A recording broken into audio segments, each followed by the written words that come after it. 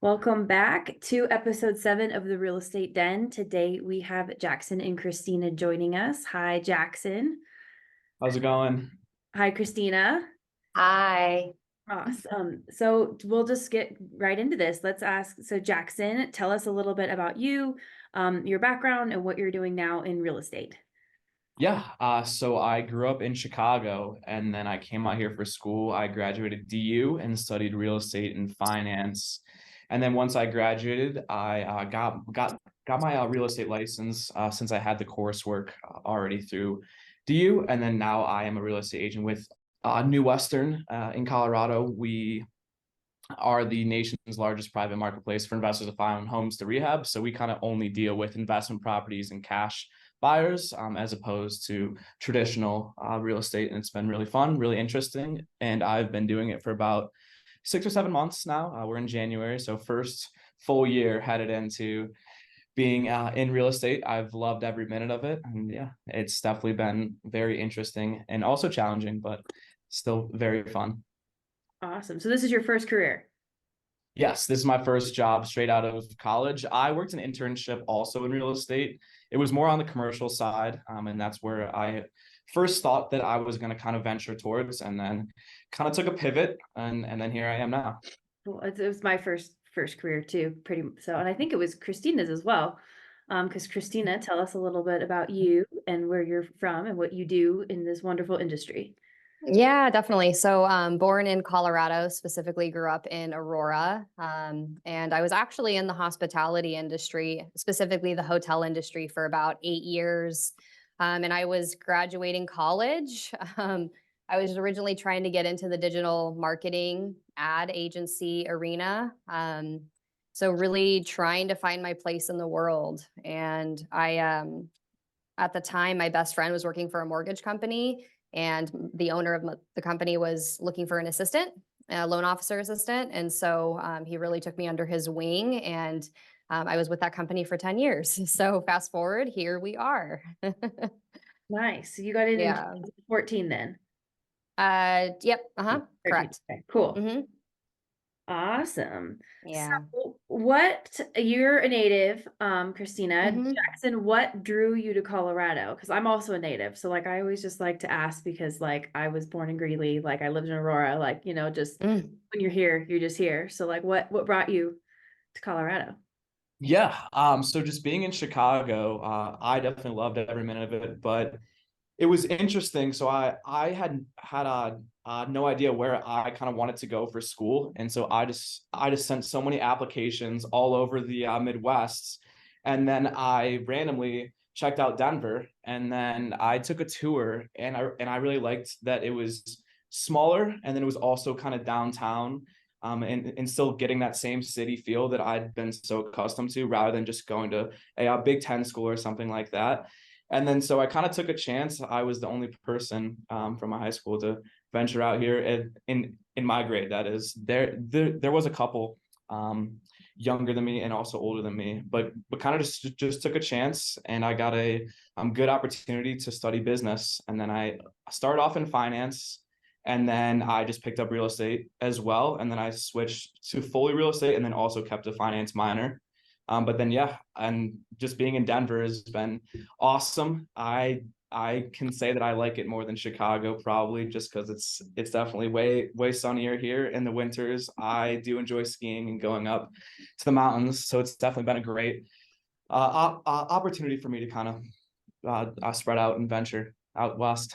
Yeah, I'm a huge fan of the state. Like there's a lot of fun things you can do here, and we still have like so many like city aspects. Denver is still like, I mean, from Chicago and you're comparing it to Chicago, like some, that's a big city. So, and while we're on that, what drew you into real estate specifically in school? DU has a really good real estate program, and I definitely knew that I wanted to do something with finance, and then commercial real estate piqued my interest at first, and then I just kind of slowly but surely ventured into residential. But yeah, as far as specific choice to go real estate, there wasn't like one event. It kind of just slowly happened, I guess. And there was so many kids in my fraternity that studied real estate as well that had kind of gone through the program and now are having success. And so I kind of just moved that way, and then here I am. Follow the success. I like it. Mm-hmm. So Krstina, you said your new mortgage company is named Solistic Home Mortgage. Can you Yeah. tell us a little bit about the name? Yeah, absolutely. So it's, kind of taking two things that are just really a part of my life. I'm really into just conscious and mindful work, but you have soul and then you have holistic. So really bringing soul into the home ownership process, because we all need to find our place in the world and we all need to find home, and having a safe space to come back to, and really where we can be, in a safe environment. So that's kind of the blend of it. And then holistic, really just bringing a holistic approach to everything that I do, and really being mindful in everything that I do. And that's really just bringing an awareness of who I am as a person and how I am in the world, and how, and how I affect people, just becoming more mindfully aware of that in my actions and how I serve the world. What made you decide to finally make the jump from, because you said you were through your other company for 10 years. Yeah. And like, what were some of those things that you felt like you were like ready to do? Because I think a lot of agents maybe wanting to go independent, or loan officers in a similar situation, they're wondering what that, because I feel like you never feel like you're prepared, right? Yeah. So It's, talked about that a little bit. Yeah, totally. I mean, I think you're not ready until you're ready, right? And sometimes I questioned it. I was like, okay, why did it take me 10 years to get to this place? But I feel like everything falls into place when it's ready to. But I think like a big thing for me is that I was working on this vision of what I wanted it to look like for many, many years before I went on my own. And so, and what I mean by vision is just really like picturing what I want that to look like, and really believing that I am the person that can be that. And then really kind of building the momentum. I'd say what really helped me is that I started building my business while I was still at the company that I was with for about a year before I went fully on my own. And I'd say the first year in being an entrepreneur is really just figuring out how to even what that means, and really understanding the full concept of even building a business, because we have such a narrow focus, narrow perspective of what it actually means until we're in it. So for me, I feel like things would look a lot differently if I didn't put things in motion for a year before leaving. Because then you really start to see the compound effect, right? And you start to. What were those Yep. things you did a year before? Like, what did you? Yeah. So a lot of like really focusing on building like realtor partnerships, doing a lot of networking, doing events, really just putting myself out there, because honestly, you don't even know if it's going to work. You don't know any results until you just throw something at the wall. And I feel like this past year has really been just throwing things at the wall. And that's, networking, building relationships, having conversations with as many people as I can. And it's not even talking about real estate, right? It's just me connecting and building my community. And that was really my intention for 2023. I think you did a really good job. I met you like a little over a year ago, and I remember you had, that was your goal. And yeah. a couple of things, like you really remembered things I had said, and you sent me like a bracelet with like a word like I had given you here. Like you definitely took steps, and like we haven't done a deal, like you know what I mean? But like I remembered you for this podcast. So good work, because I think it's hard to find that balance, and you have to realize that yes, everything does happen for a reason. You can't like beat yourself into growth, Yeah, correct. So, and I think it's believing that you can become that person, right? It's kind of it's becoming like more confident in yourself, and really believing that you can step into that. And I think it just takes time. What is different about like your process with a client?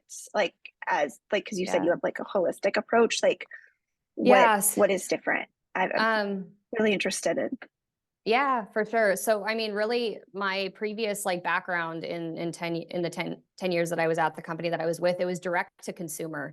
And so what that means is that my boss did a lot of advertising on radio and TV. So I would get leads that were brought into me. And so I would just always have a consistent flow of leads, which is a little bit different of a process, right? You're going to have people who are, look, who wants the best rate, the lowest cost, things like that.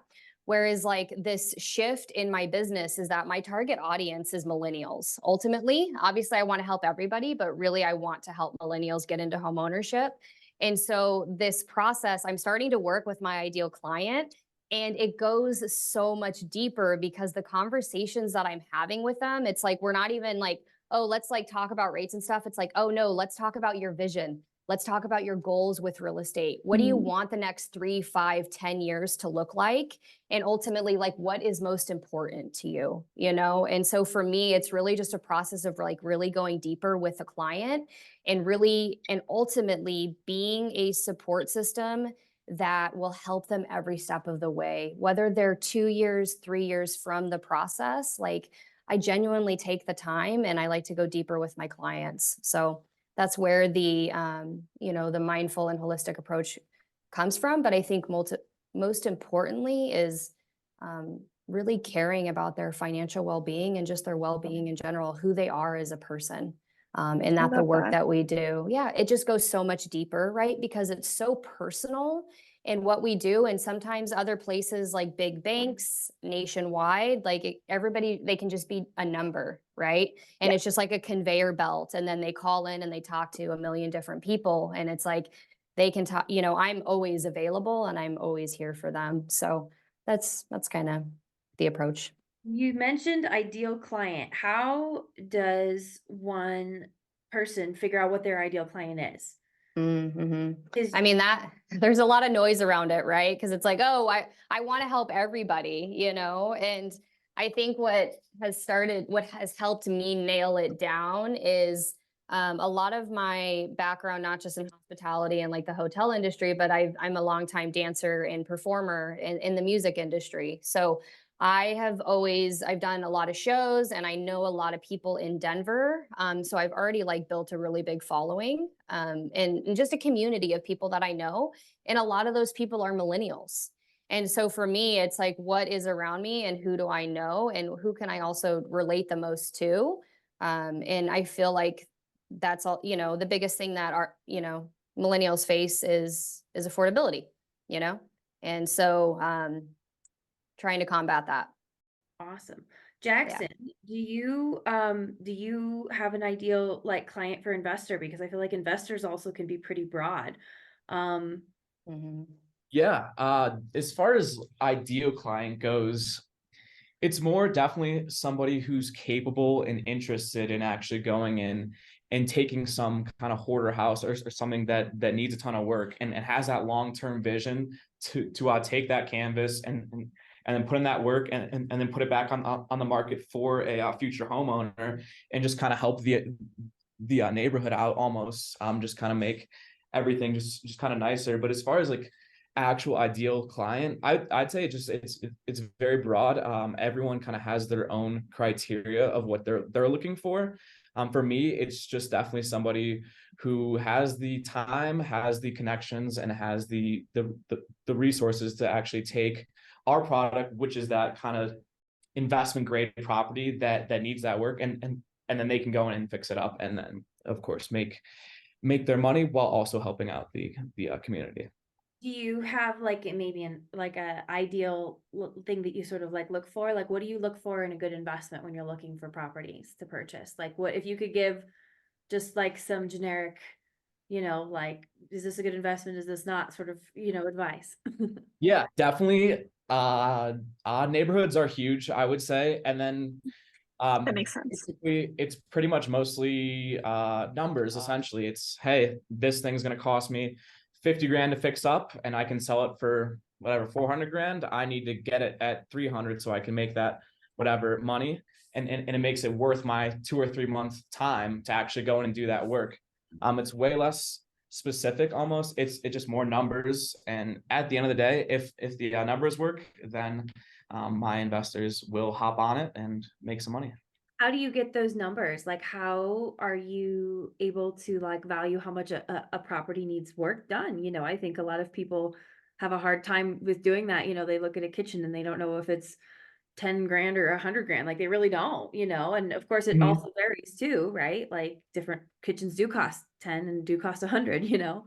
Yeah, exactly. And I think that's where experience comes into play for sure. I definitely look for people who've done flips before and kind of know exactly what they're talking about, because then they can walk in a house and say, okay, this kitchen is whatever, 500 square feet. This is how much it's going to cost me, just roughly back of the napkin type calculation. And then they can kind of walk through and know exactly how much it's going to cost. For me, I'd say everyone is different. For some people, they can get it done cheap and fast, and some people it can take them longer. So I don't usually go in and try and specify exact costs. I say, you know, hey, this kitchen needs updating, it needs paint, this bathroom needs to be fixed up. What's your rehab budget? And then we walk it together and kind of figure it out that way. Okay, so you're kind of like a matchmaker helping investors find the homes that they want to invest in. So are you, if someone is like a new investor, are you a good resource for them? Yes, definitely, because we are 100% free. And so we send out about 20 or so deals weekly. And so if you're just looking for deals in general, just getting on our email list is 100% free. And then I just send you deals. And then that way, if something looks good, then we get out there and check it out. But there's no obligation to ever buy anything from us or pay a monthly subscription or anything like that. So we definitely are a super good starting point for anybody new who's just kind of looking for a more investment grade property. Awesome. That's great to know. New Western. We'll have your information in the show notes too, so if people can easily get a hold of both of you guys. Krstina, what have you, because I've also seen you do a lot on social media as far as like connecting with your community. And I think a lot of people have been taking advantage of this after COVID, especially. What have you been doing as far as like social media is in the way of connecting? If people are like, you know, I don't know anybody, or I can't, you know, like they're not necessarily able to go out and they want to do more of that social media. Yeah, definitely. I'd say, you know, the biggest thing about social media does take time, right? It is I would say it's a long-term game, but it obviously can really like help you. I'd say the biggest thing that it's really helped me is brand awareness. And so really just people seeing and knowing what I do. And consistently showing up and posting. So I've been doing it for, I'd say, about 1.5 years now, consistently, continually posting, whether that's, you know, reels or carousels or whatever that is. But it does take time. It's, you know, it's one of those things where, but it is good because it just helps get you in front of people, especially when you need to like try to like build community and get your name out there. But I think the biggest thing that it's been really a support for me is just letting people know an awareness factor of what I do. I don't get my sales directly from there, but it's been like a conversation starter for people. Like, oh, hey, I didn't know you were a mortgage lender, or, you know, things like that. And so that's kind of where, and I've had a couple people reach out in my community about it. You know, they want to eventually look at buying. So I think it is good for it. It just takes time. And so I'd say time and patience is the biggest thing when it comes to social media. It's a big time commitment too, you know?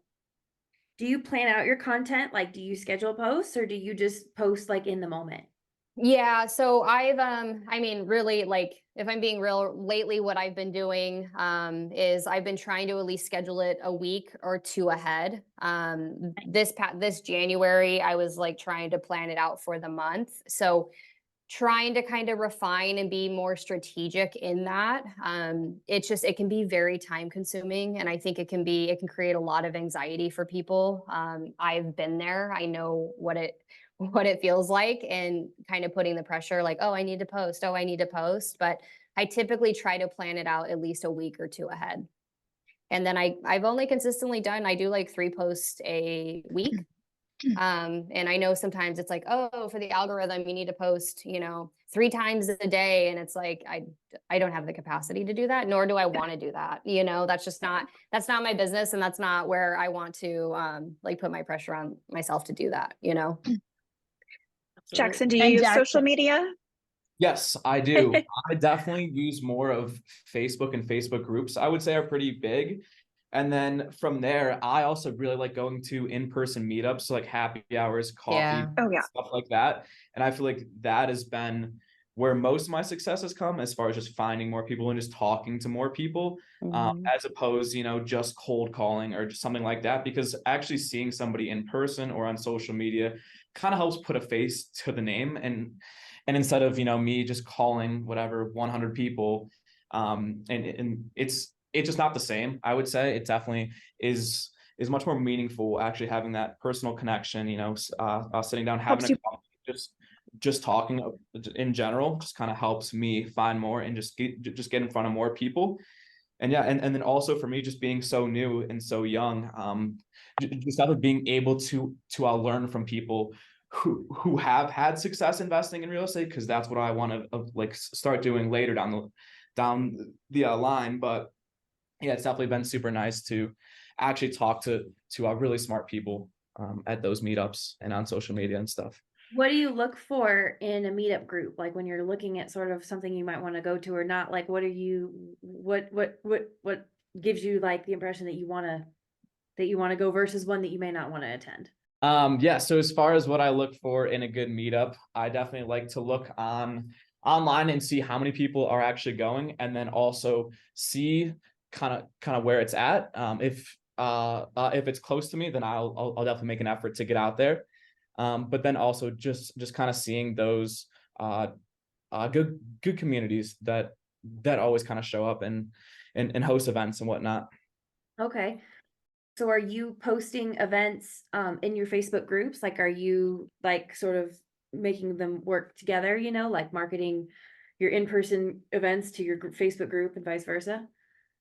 Yeah, so we as a company only host about one every quarter, but there's so many different smaller groups of people that actually set them up and set that time and date, and then they will post them on Facebook or a Bigger Pockets or meetup.com.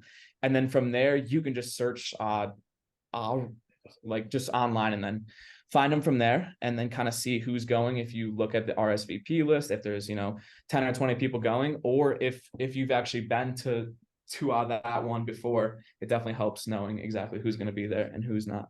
Awesome. Cool. Back to Krstina. So you are from Colorado. You were born in Aurora, or you were born in Aurora too? I grew up in Aurora, but I was born in Wheat Ridge and then grew up in Aurora. Tell us, I want to talk to you because like once you start going, I would write all my notes down and then I can't read them again. But I have like once you start to talk about the holistic and the thing, I get a lot of questions. So like, how do you get that across? Like, how do you sort of like do you have you designed your own like how do you I don't know process? Yeah. I mean, it's nice. Like I try to do like either Zoom or like Google Meet online. So like we meet face to face, and whether that's like at a fun like coffee shop in Denver, whatever my clients are about. And so we'll typically schedule a meeting, and then what I really like to do is really just kind of, have a really meaningful and genuine conversation with them, and really start to like really talk about, and ask them questions like what are your biggest concerns? What are your biggest fears? What are you trying to build wealth in real estate? What is your vision for the next 10 years? Like, what does that really look like? And really what's most meaningful and what's most important? And then from there, it's like, okay, I take all of that information and then really curate it into the loan process, right? And really kind of looking at, like right now, I'm currently offering like a lot of like home buyer strategy consultations, and really that's allowing me to really dive into different loan options, but really look at it in a strategic way, ultimately mapping it out to what their goals are, and looking at several different options for them, and then breaking out each option, and then we kind of go from there. Okay, do you have like a good example of like what a strategy would be for like, are you talking like helping a client get like a better credit score or? Yeah. Like I have, so something that I have a lot of experience with is helping self-employed clients. So I had a meeting with a couple. They recently had a child. They moved here from the East Coast. They want to buy a home. It was a referral from somebody I know. And so she's getting ready to file taxes. So we're going to have a meeting come February before she files. Because again, a big thing that happens is when you're self-employed, a lot of people write that off. So we're going to kind of go dive into that to make sure that I can pivot her to where she's showing enough income. And then also like really mapping out, talking about down payment assistance, having a the lowest monthly payment is really important to them. So looking at it from the avenue of, okay, does the 2-1 buy down make sense, or a 3-2-1 buy down, which gives you a lower interest rate for the first couple of years on your mortgage. Can you guys go up to a max payment, and what is that max payment and what does that look like? And they want to buy in June. So really kind of breaking out all of the steps and what we need to do to help them get there. And that's really kind of what goes into my meetings with them.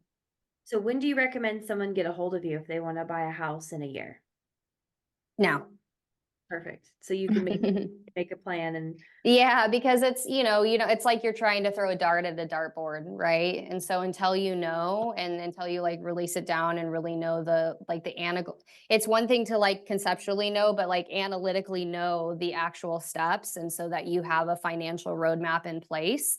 And then you also have, everything that you need to do. And then if they are a year out, what I love to offer is I do like 3-month check-ins, I do 6-month check-ins, and then I also just offer monthly support and guidance, because people are going to have questions all the time, and they're going to have things that come up that change.